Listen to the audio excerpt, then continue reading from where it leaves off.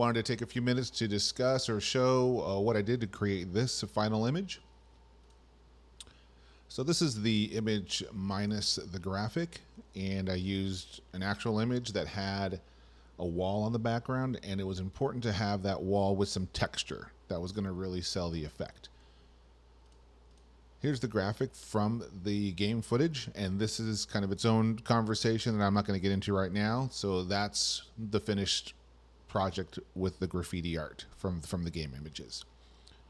So what I did was I imported, or I placed the image on top of the existing. That's all I did. I just enabled this layer right here, and right now it is normal mode. Important feature here is I put it to overlay.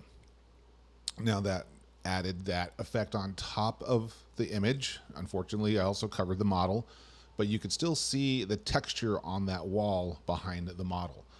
So the easiest thing then, at this point, you can do a number of things. You could isolate the model, and you could put then that layer on top. What I just did was I created a mask right here, and it's white. So then I just selected my brush, made sure my brush color was black, and then I just started to erase that graphic on top, and you just go over her manually. And again, you can do this a number of different ways. Just because it was one model and it was a pretty straightforward shape, that's what I did. And then I also just got rid of all of it down there. So I'm just going to undo that, and here is the final with my mask. And again, I'll just disable that mask layer. You get that effect, and then you enable it, and it removed the graphic from the model and the street, and I only applied it to the grate.